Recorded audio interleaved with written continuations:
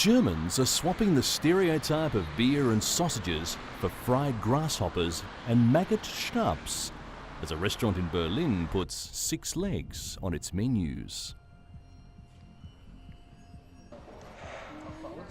If cockroach pasta does not sound tempting, maybe grasshopper and locust couscous, or sautéed maggots with green leaves. There's some of the other options now available at Berlin's Soda restaurant.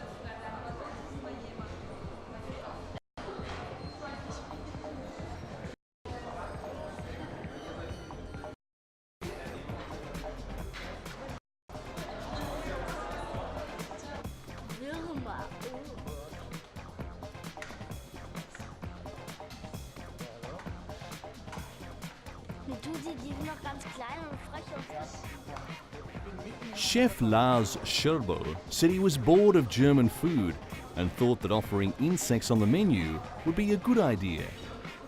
He says you see it a lot on holiday, insects being fried at the side of the road in Thailand.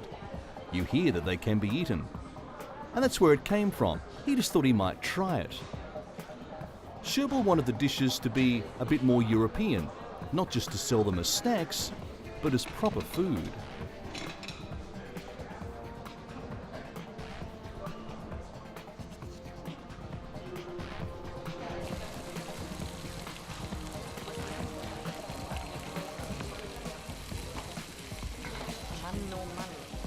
Scherbel says the insects have virtually no fat, and in Africa they are eaten instead of meat or as a snack.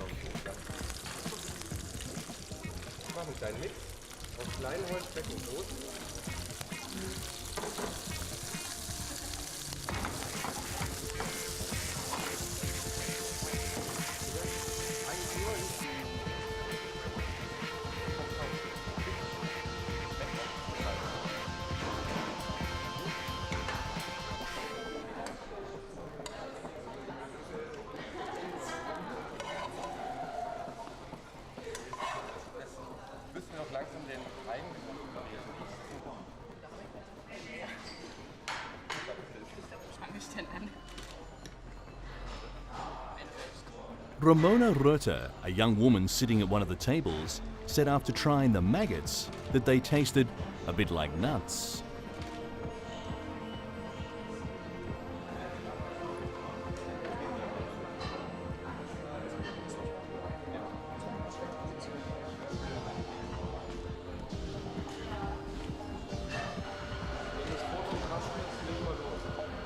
A friend who looked a bit more skeptical also tried sautéed worms with green leaves.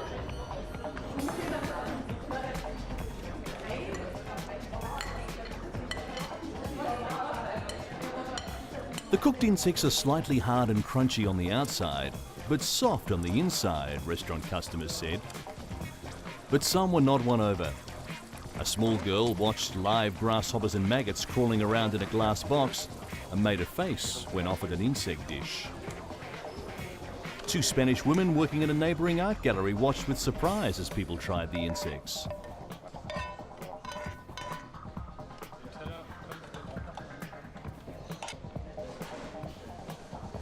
The restaurant bought a whole new set of ovens, frying pans and other kitchenware to cook the insects that are bought alive and killed shortly before being cooked.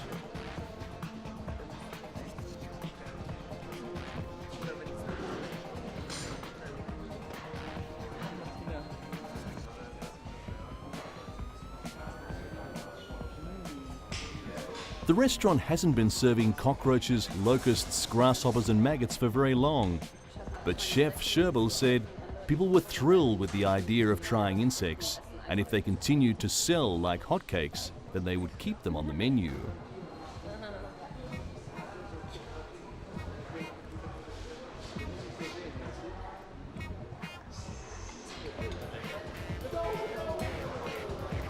That also depends if they can find enough suppliers of those creepy, crawly ingredients.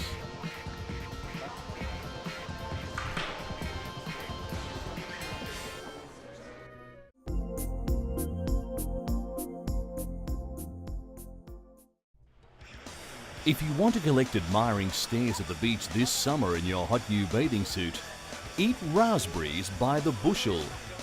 Or if the red berries in Tokyo are too costly, you can try Japanese cosmetic firm Kanibo Limited's raspberry tablets. Or apply raspberry plasters to your thighs or stomach and watch those unwanted inches melt away. Kanibo had been experimenting with foods trying to find an alternative to capsicum, a substance found in red pepper which dissolves fats. They found raspberries are even more effective as fat burners than pungent peppers. What's more, they taste and smell better and do not irritate the skin as red peppers do.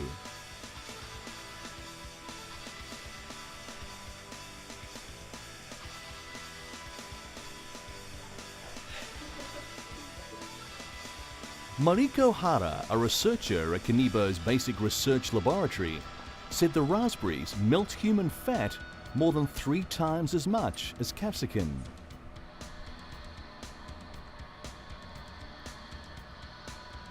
Kanibo has created diet pills and adhesive sheet-type plasters containing the slimming raspberry substance.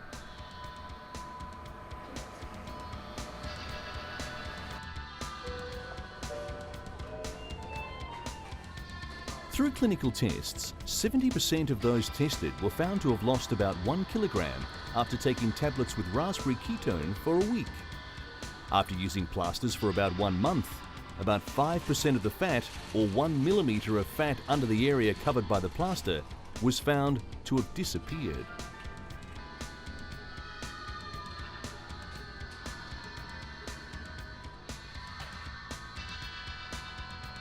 But if you don't want to sample Kanibo's new products and plan to eat your way thin by including raspberries in your meals, be warned, they have to be consumed fresh. Consumption of large quantities of raspberry jam may actually have the opposite effect.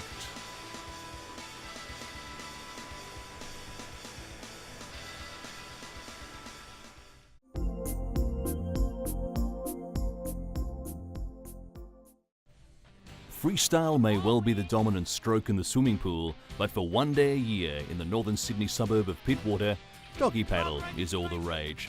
Canines of all shapes and sizes have taken to the water to find out who's the fastest pooch. It started years ago as a kind of my dog is better than your dog race. Now it's an annual event. Good luck, JJ.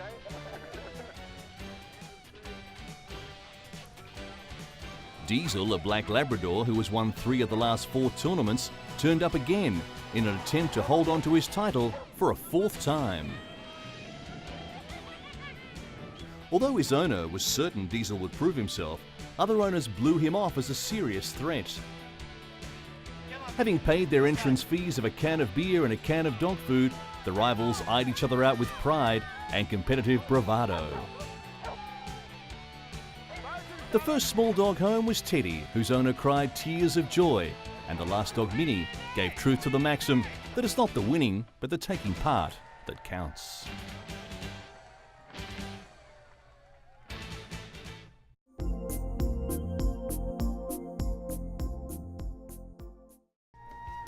Japanese scientists claim they have discovered a smell that enables people to lose weight just by sniffing it. Forget about aerobics and crash diets to shed those unwanted pounds. Just take a whiff of grapefruit, pepper, tarragon and fennel. That's according to scientists at Japanese cosmetic firm Shiseido Limited.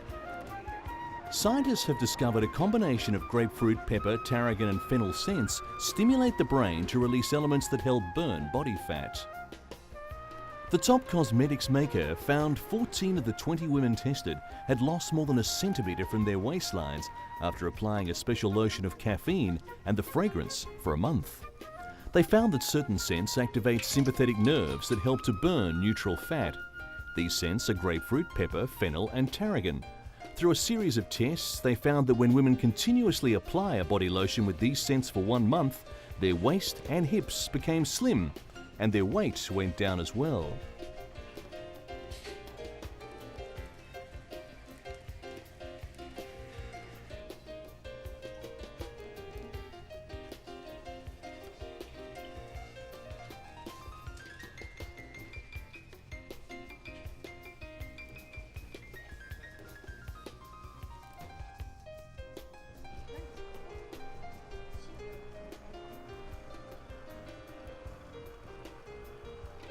The company has released a series of cosmetics which contain this slimming smell.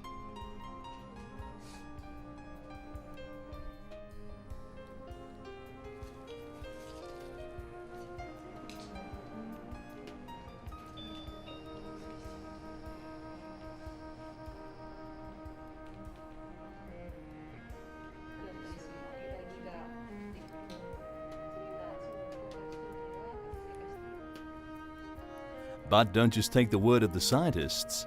Maki Katabami, a young woman who tried the scent, said it was very refreshing and seems to stimulate the brain.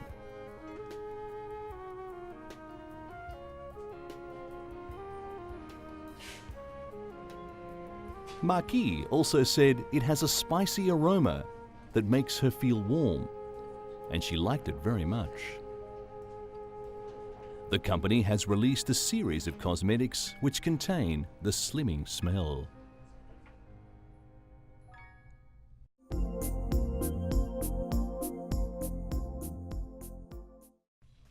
A man who robbed an auto parts store in Kansas City, Missouri, had trouble making a quick getaway when he lost his prosthetic leg as he attempted to hoof it out the door. Store surveillance video shows a customer running past the counter heading back to the office. A struggle ensued and the robber got away, but without his left leg. More surveillance video shows one of the shop assistants on the bottom of the screen wrestling the suspect. He pops up with the robber's prosthetic leg.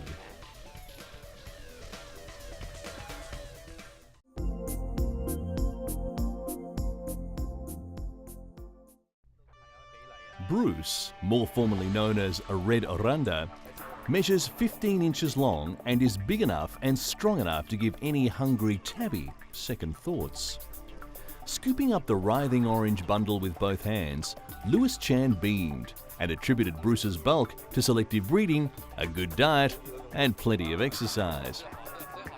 Guinness has no category for the longest goldfish, but the Chans secured a certificate of authentication from Chinese officials, and a confident Bruce will win a place. The brothers are among a group of fish breeding pioneers from Hong Kong who moved their farms in the 1980s to southern China, where land and labour costs are far cheaper. Their farm is one of the biggest in China, breeding more than 100 of the 300 goldfish varieties known in the country. Almost all their fish are exported, with the United States and Europe taking more than 50%. Goldfish are believed to have originated in China, where records dating back to 300 AD contain references to them. The Chinese in particular prize the brightly coloured fish as a symbol of wealth and abundance.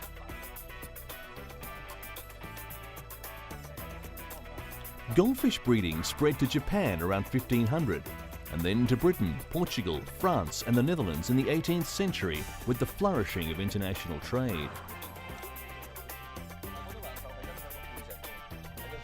The Chans took the serious fish breeding world by storm when they unveiled a black and white butterfly tail moor in 1984.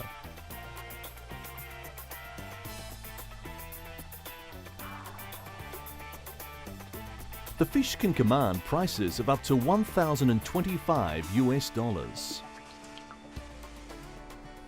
Unlike the new Ranchu, the moor has clearly delineated patches, which later earned it the nickname panda goldfish.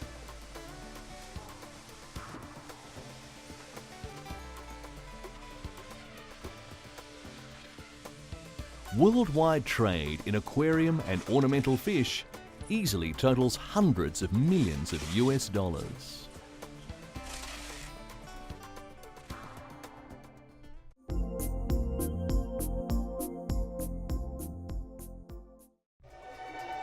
They can play the violin, sing and dance, and best of all, they can also make you laugh.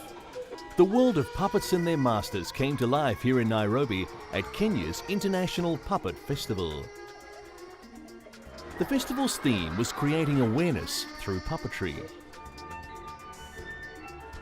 The festival was organised by Kenya's Community Health Awareness Puppeteers, known locally as CHAPS.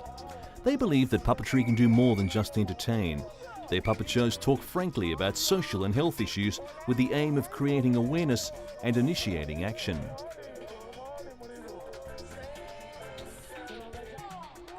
What do you want? I want you to treat her. What else? Okay. Put her down. Put her down. Yeah, on the floor, not on the stretcher. Come on. Yes. You are a government doctor, Yes. and this is a government hospital. I know and that. There's I work no here. way I'm going to give you money. No, look. way. Look here, Mama. Aside from performances, the festival also organised puppetry workshops, which gave performers an opportunity to exchange ideas and improve their skills.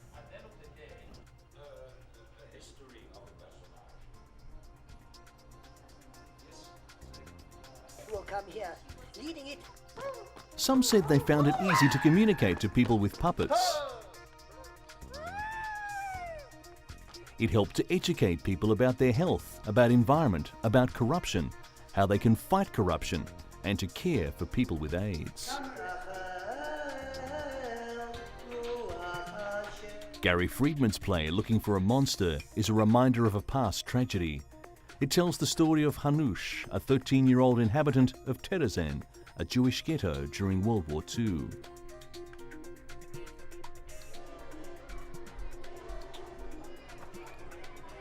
Puppets are a lot cheaper and easier to maintain than ordinary actors, and they certainly don't complain as much. Although there are puppets that are fairly simple, some of the more complicated ones can have more than 15 strings to manipulate. The design and style of the puppets depends entirely on what the artist wants to do with it.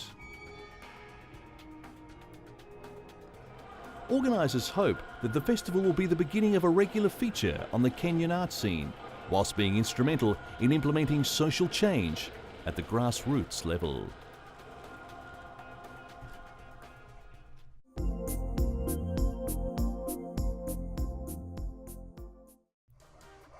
Anyone who had any German currency left after the introduction of the euro should visit Ulrich Ortwein and Sabine Hatcher, who will turn the simple, worthless notes and coins into wearable pieces of art.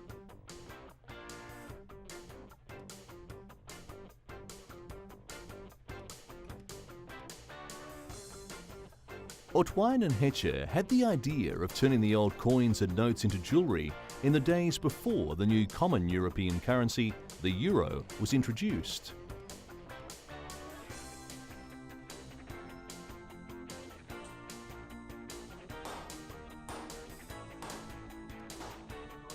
As the day of the change to the euro came closer, the artists thought of this project as a homage to the German mark.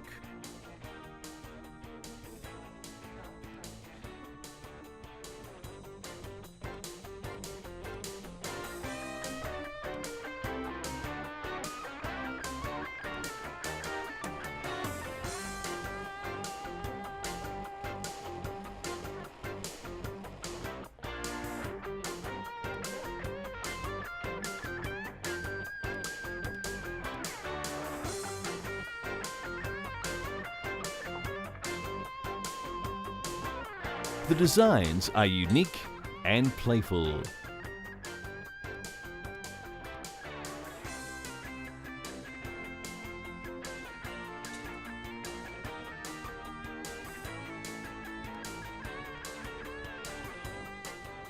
The most popular model is of a penny coin, bent upward and attached to a simple silver ring.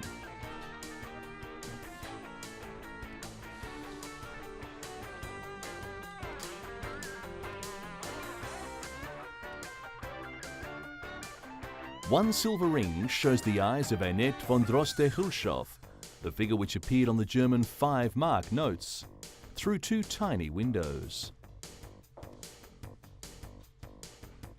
Other models are simply pieces of the notes, folded to make a ring.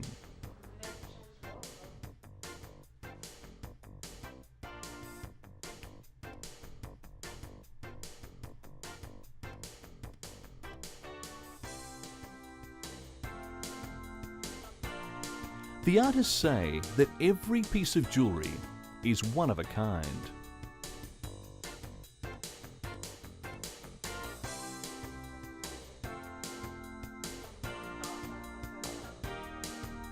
Audwine says people couldn't imagine what they would look like. They thought about the jewellery made out of coins, the gold Deutschmark coins that exist already, and that's what she thought they thought of.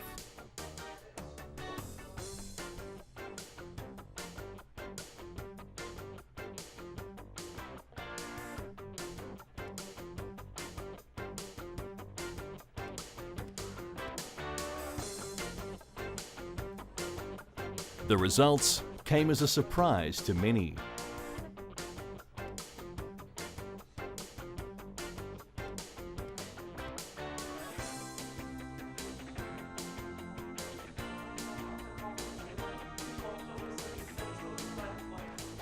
Part of the uniqueness was the amazing results achieved by folding the notes together and the little windows with the eyes looking out. This brought out the playful aspects of the jewellery.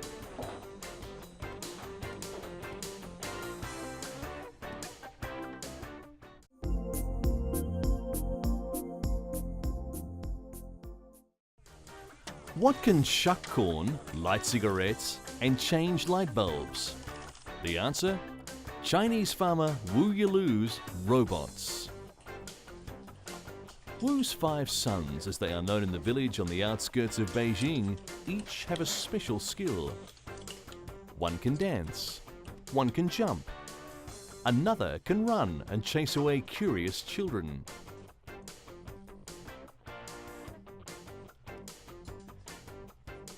There is also a robot that can walk on walls and ceilings.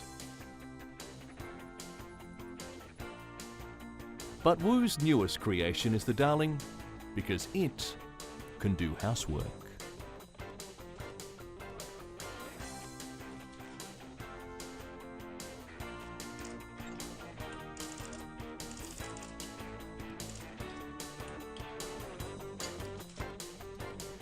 The meter-high gadget is a concoction of gears and cables wrapped in a flowery green skirt.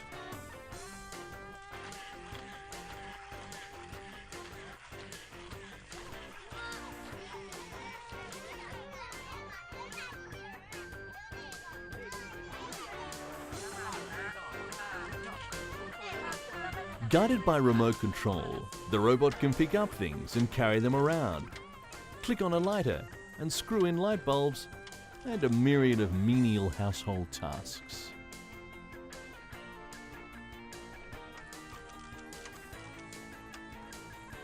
The creator of the robot is a 41-year-old farmer who never finished primary school, but has made more than 20 machines since 1995.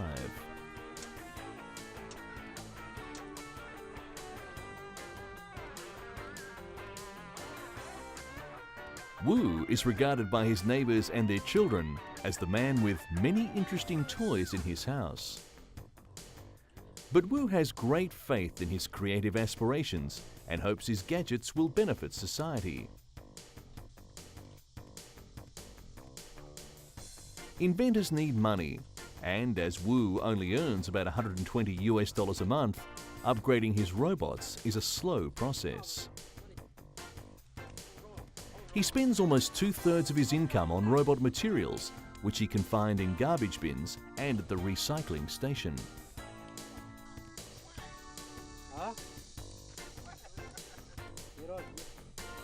Wu's wife, who handles the farm work, when the husband is tinkering with these inventions, can hardly wait.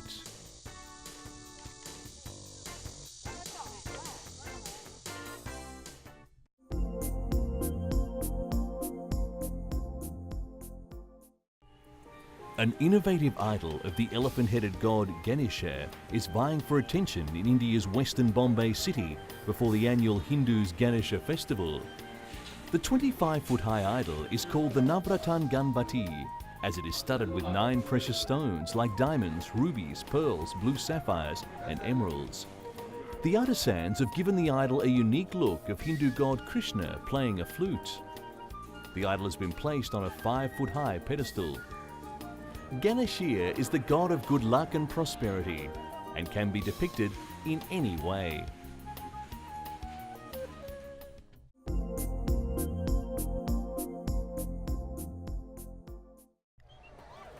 Dragon fire or just hot air? Hundreds of thousands of Thais flock to watch the mysterious fireballs which rise out of the Mekong River at the end of the Buddhist Lent. They sit on the banks of the Mekong with picnics and beer, neon flashlights and funny hats, look out towards Laos and wait.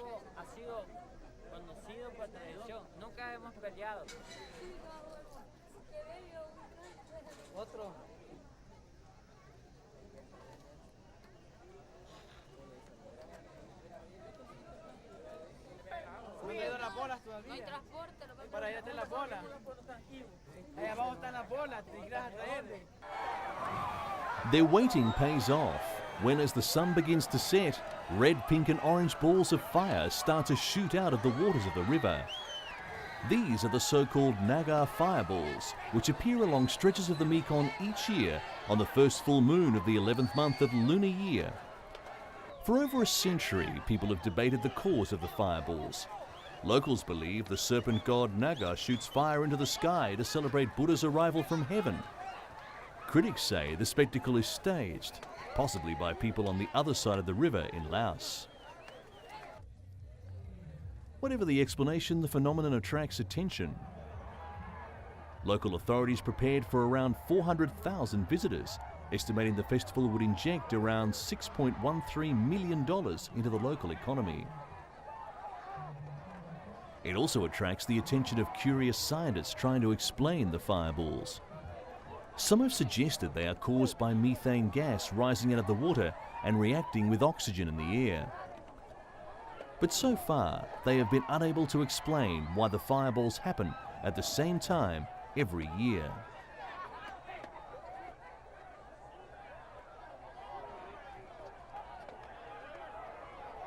A local television station sparked controversy by crossing the river and filming Laotian soldiers firing guns as they celebrated the end of Lent, suggesting the fireballs were merely tracer bullets. The government protested against the allegation that its troops had been paid by the television crew to shoot their guns.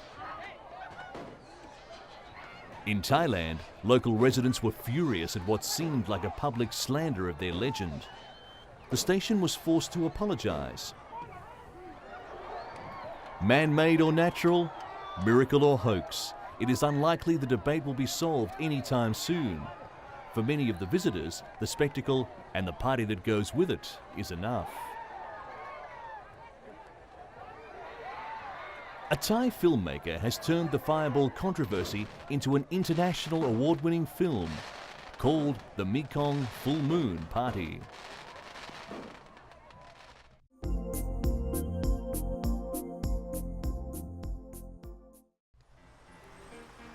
More than 90 years after the luxury liner Titanic sank, it has resurfaced in Germany.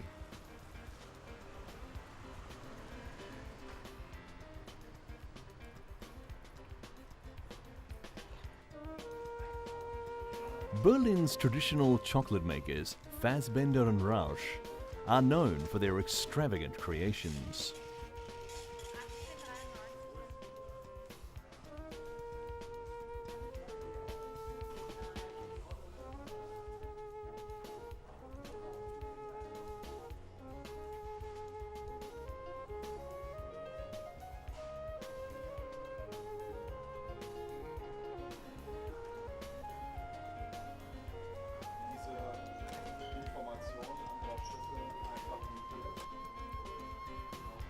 They built the replica of the ship at a scale of 1:100, made of course of chocolate.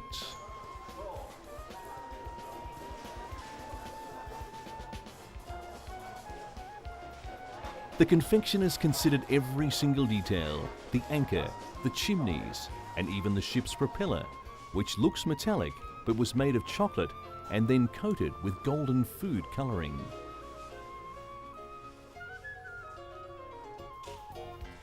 And of course, Rausch and his confectioners didn't even forget the rescue boats.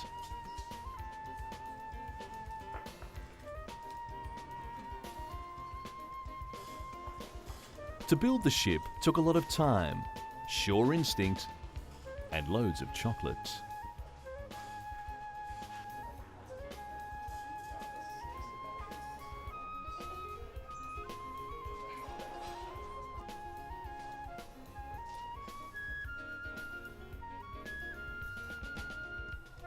It contains about 1,200 single pieces which have been connected and put together with chocolate.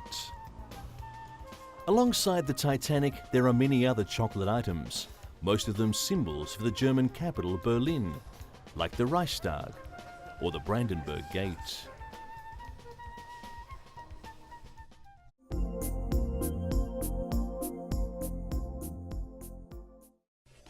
After years of intense research and development, a British company has unveiled an amphibious vehicle that can reach speeds over 100 miles per hour on land and in excess of 30 miles per hour on water.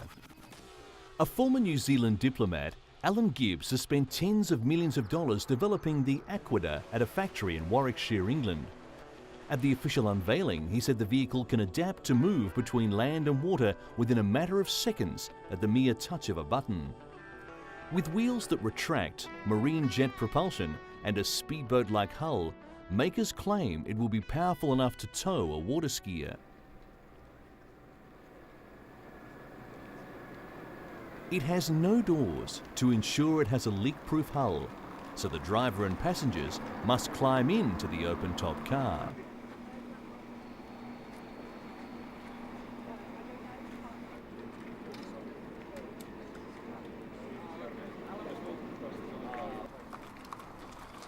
Once driven into the water, the wheels tilt and fold away, and a jet unit at the rear sucks in water and forces it out again at high pressure to drive the car across the surface of either fresh or seawater. The vehicle is not submersible. It has a 175 bhp engine and is two-wheel drive.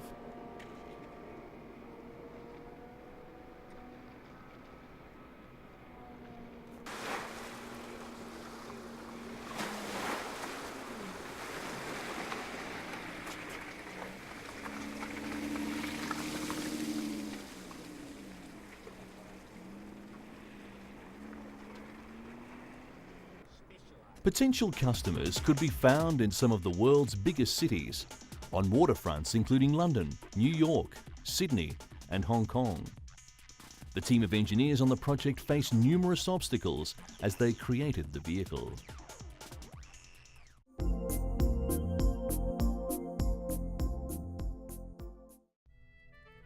In a remote part of southern Siberia, a group of shamans prepare a ritual fire they believe will throw light upon another world.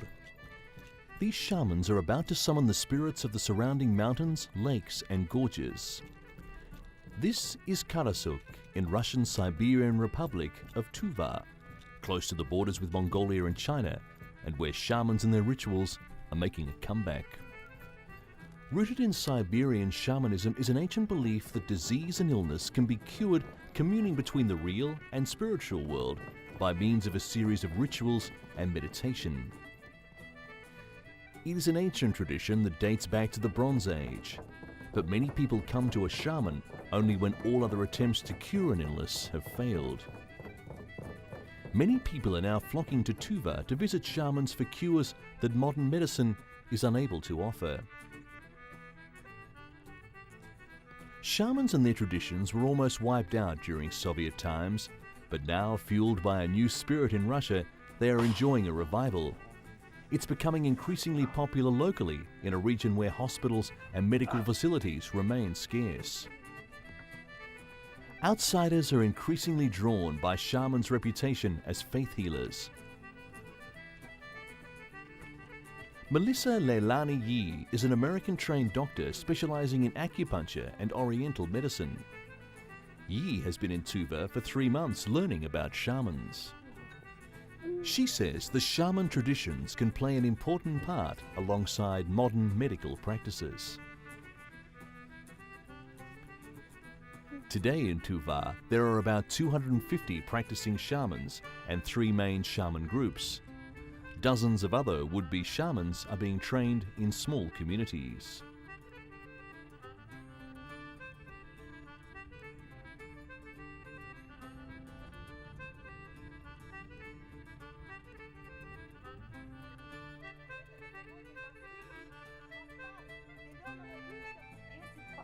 In Karasuk, Ai Shirek holds a shaman training session inside a traditional nomadic tent known as a yurt.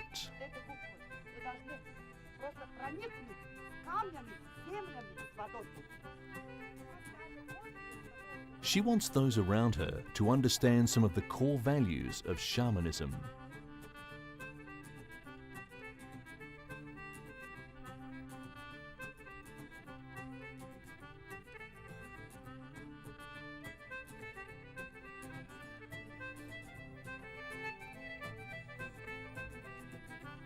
Experts say the ways of the shaman allow people to have a link with invisible elements in everyday life. As the shaman fires grow more numerous, they are now determined that their faith will be a visible and respected part of life in the modern world.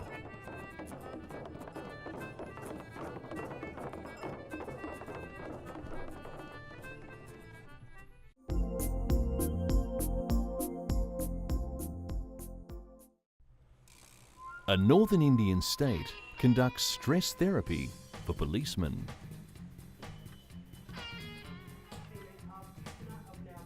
India's northern Himachal Pradesh state uses meditation classes to beat the stress factor among its police personnel. At a 3-day workshop at police headquarters in Shimla, police took part in yoga classes to relieve symptoms of stress.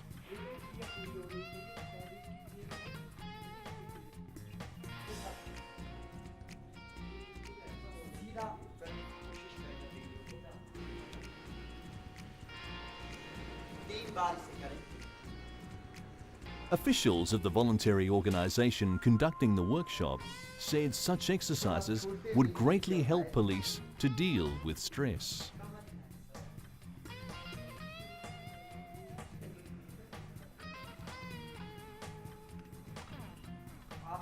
Randhir Ranta, Vice President of Ashadeep, says all police are under stress. They have to work for 24 hours. Their workload is huge. They are transferred frequently, and even political interference is too much. So they constructed the workshop to reduce stress levels. Police said the workshop was helpful. As they cannot get leave of absence when they want, cannot take care of their children, their family life becomes zero. Also, officers are not getting promotions on time, so this course is very helpful.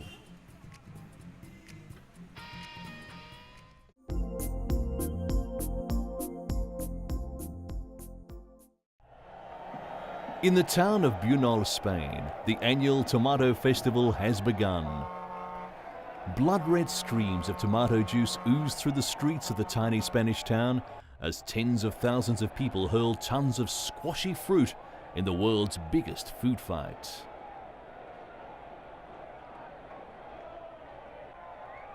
With a thundering firework at midday signalling the start of the Tomatina, 5 trucks dumped 120 tons of plum tomatoes into Buñol's narrow central street, where 35,000 people were expectantly awaiting the ammunition.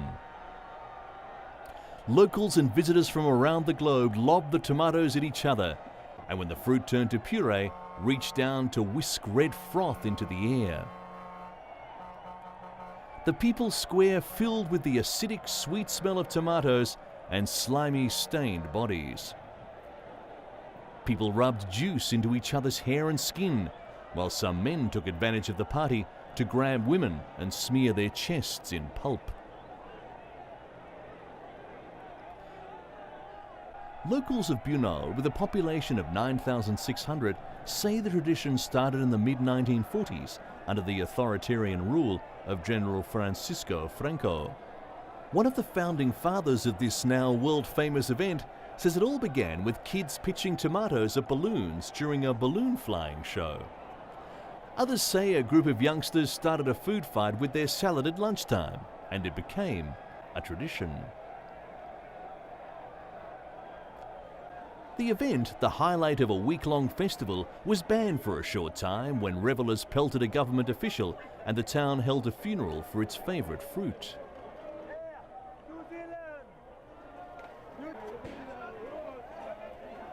As the fruity orgy wound down and the hoses came out to wash down the streets, diehards made for the deepest pools of tomato and wallowed like pigs in mud.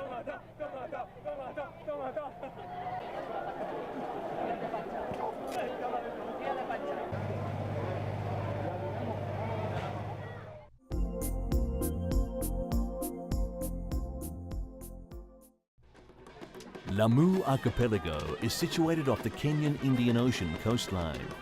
For years, the island harboured traders sailing from as far as the Arabian-Persian Gulf and Portugal, leaving a legacy that shaped the language and lifestyle of the local Bantu people. As a result, the Swahili culture, as it is known today, was born. The traditional carved brass doors, a heritage of the Persian Gulf, and the unique coral architecture are some of the historical structures that have led to Lamu being designated as a World Heritage Site. The Kenyan government has, as a result, taken advantage of this by organising special weekends of fun and feast aimed at boosting Kenya's troubled tourism. A three-day festival dubbed the Lamu Cultural Festival in the archipelago saw thousands of people from diverse backgrounds join in the festivities. At the festival, donkey owners had the chance to show off how fast their donkeys could run, a popular event as owners tried to prove to nearly 70,000 other residents whose donkey was the best in town. The people of Lamu held street parties and celebrations and participated in various traditional events. Dhows, another spectacular means of transport for the islanders, is also popular. A dhow ride is a good enough way to see impressive mangrove bushes which grow on the island. A ban on the harvest of mangrove, traditionally used to build and support walls and roofs, has angered many Lamu residents, and the wear and tear of their houses is visible.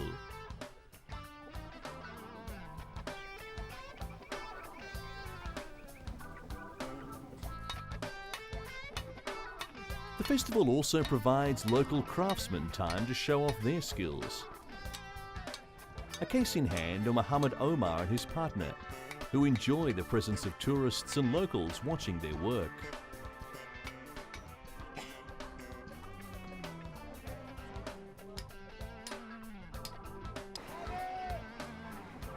It is hoped this cultural festival will boost the country's tourism.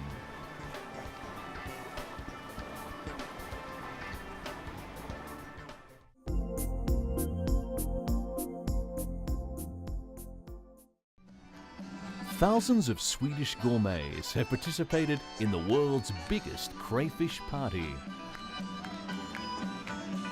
Malm, the largest town in Sweden, is recorded in the Guinness Book of Records for the world's biggest crayfish party. Every year, thousands of people meet to eat crayfish.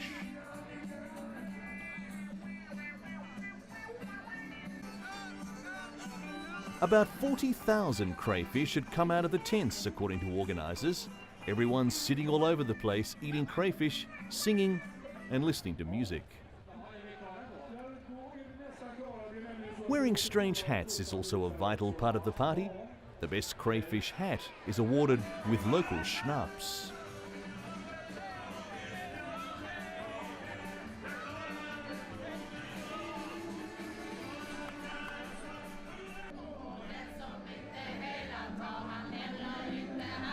The combination of crayfish and schnapps is traditional in Sweden. One crayfish sales assistant said, "We sing a short song, then we take a schnapps.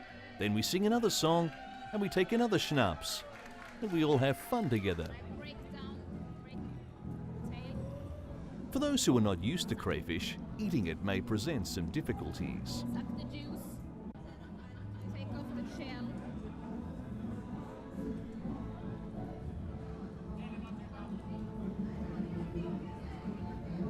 But there is a way to ripping off the shell.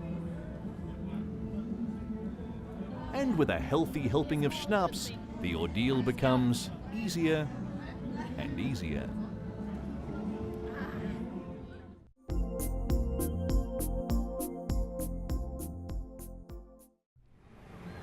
The British have been declared the world's best barroom crooners after winning the inaugural World Karaoke Championships, though they avoided a showdown with karaoke mad Japan, who refused to compete.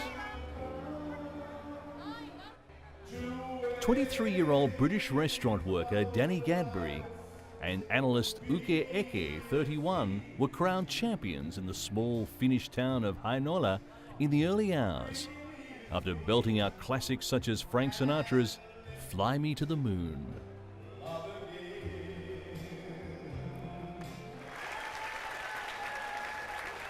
Each of them went home with €3,500.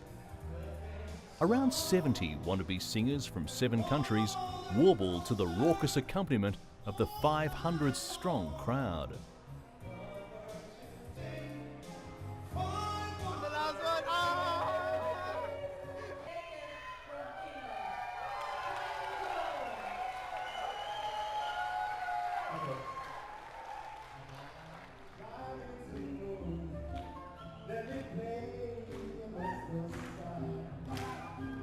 Karaoke, a type of entertainment invented in Japan, involves performers singing well-known pop tunes to a pre-recorded instrumental backing.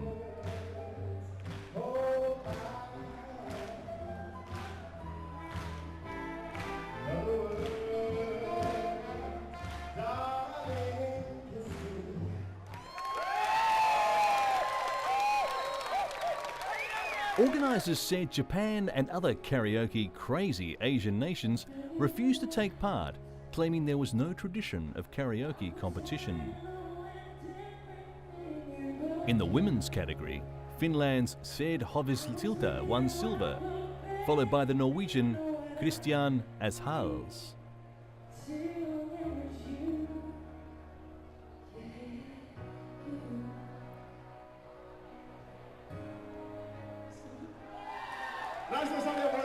The contest was the latest in a string of bizarre competitions hosted by Finland, including sauna endurance, mobile phone throwing, and wife carrying, as Finns think of new ways to attract tourists to the remote Nordic country.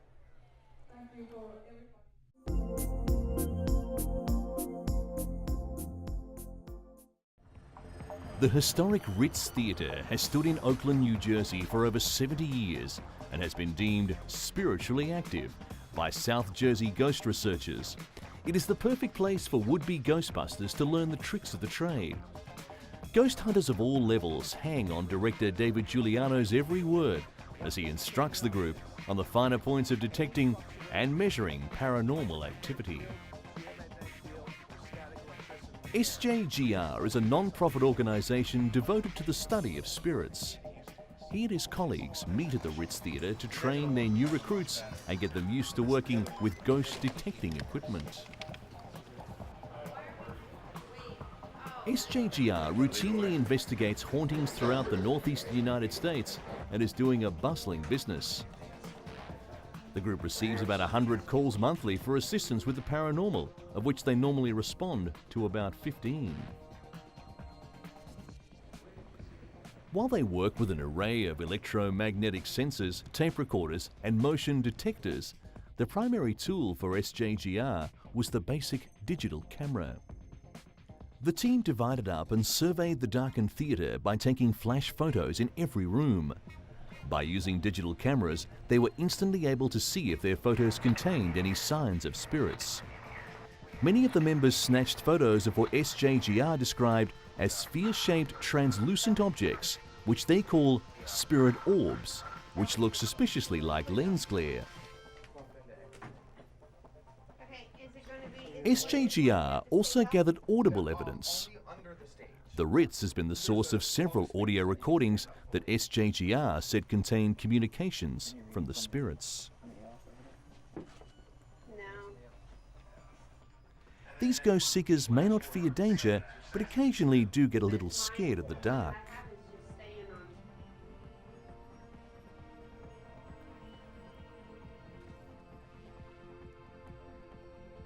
So move over, Ghostbusters. SJGR is on call. Though they might want to think about a catchier name.